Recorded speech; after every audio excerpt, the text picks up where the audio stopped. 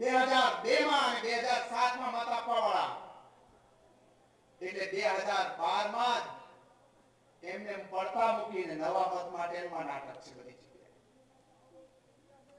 મારે આપ સૌને વિનંતી છે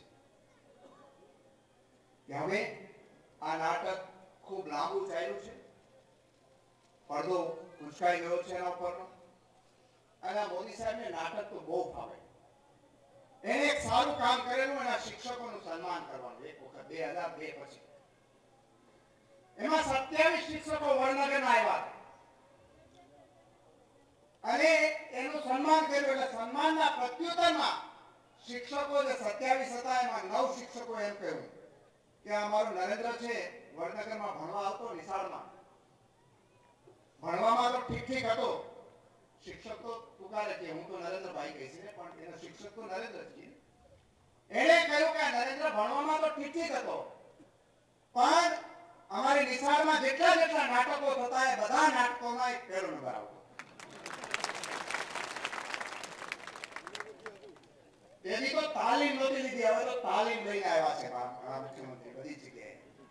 પાઘડી ક્યાં કેવી રીતે પહેરવાની, ટોપી કેમ પહેરવાની, ટોપી પાછી મુસલમાન ભાઈઓ આપે નહીં પહેરવાની, પણ ડાગલા પહેરે ને મોટી હેટ પહેરવાની, આ બધી એને બધી બરોબર તાલીમ લઈને આવ્યા છે પહેલામાં. એટલે અસલ કલાકારના મૂડમાં પ્રજાની સામે આવ્યા છે.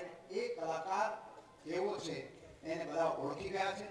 આપ સૌ અહીંયા ખૂબ મોટી સંખ્યામાં હાજર રહ્યા છો આજે, પણ મારે છેલ્લે આપને એટલી જ વાત કરવી છે કે આપણે બધાને સોવારના પ્લોટ જોઈએ છે ગામડાની અંદર જે રહેતા હોય, જોતા હોય તો મને કહેજો. તો આ કમરને કાઢો પેલા. વીજળી જોઈએ છે પેલા બધાને કે કેલેન્ડર જોઈએ છે? કેલેન્ડર જોતા હોય તો આ ચાલુ રાખો. વીજળીના કનેક્શન ને વીજળી જોતી હોય તો આ કમરવાળાને કાઢો. શહેરી વિસ્તારમાં હાઉસિંગ બોર્ડના મકાન મળતા હતા એવા જોઈએ છે તો આ કમરવાળાને કાઢો.